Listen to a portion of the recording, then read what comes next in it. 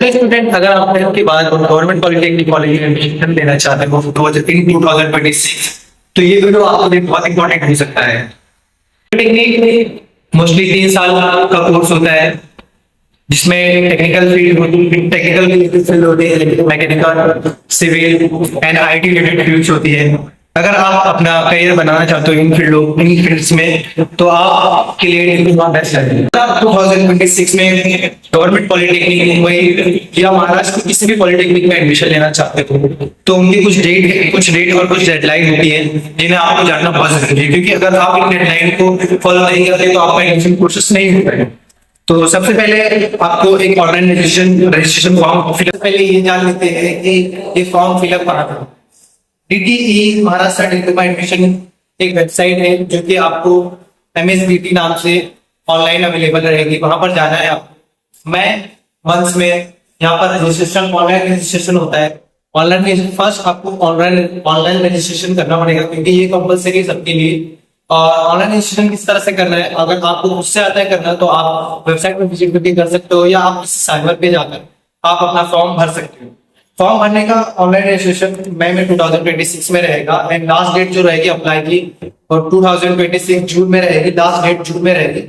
Last date बहुत important है, because अगर आप रजिस्ट्रेशन फॉर्म नहीं भरते हो तो आपका एडमिशन प्रोसेस नहीं होगा, क्योंकि आप लिस्ट में नहीं आएंगे।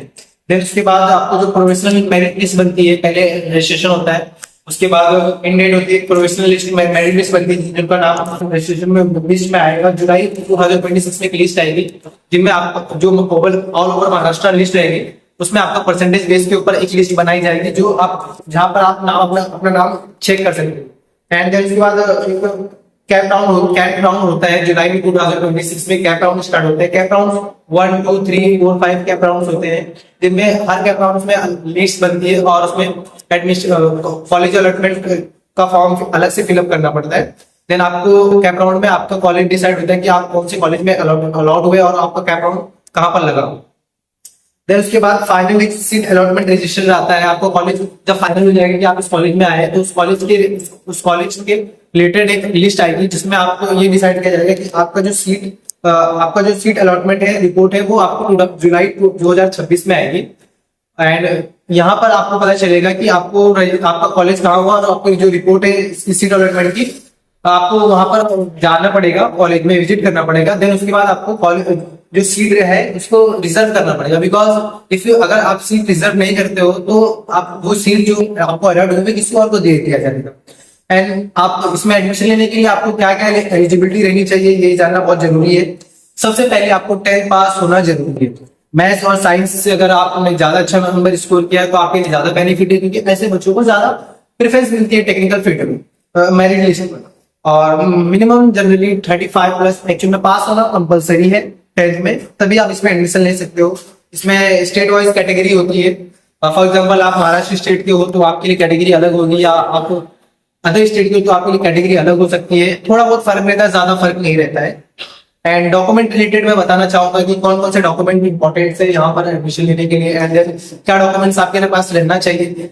और डॉक्यूमेंट्स कंपलसरी नहीं है, बट कुछ बेसिक डॉक्यूमेंट्स है जो आपके पास रहना ही चाहिए, जैसे कि 10th मार्कशीट, जो 10th की मार्कशीट मिलती है आपको स्कूल से, वो आपके पास होना चाहिए। एंड स्कूल लिविंग सर्टिफिकेट होता है, जो आपको 10th की मार्कशीट के साथ स्कूल लिविंग सर्टिफिकेट देता है, वो भी कंपलसरी है आपके पास। And birth certificate and date of birth proof होना चाहिए आपके पास, कि आपको फॉर एग्जांपल डोमिसाइल भी लगता है आपका। Caste certificate, non criminal lawyer certificate, ये इंपॉर्टेंट नहीं है, ये ऑप्शनल है, आप दे सकते हो नहीं दे सकते हो आपके ऊपर है। लेकिन birth certificate, school certificate and SSC, passport size photo and Aadhaar card, ये सब डॉक्यूमेंट्स आपको कंपलसरी है, जो आपके साथ रहना ही चाहिए। एंड देन कुछ डॉक्यूमेंट्स मैं एक्स्ट्रा बता देता हूँ।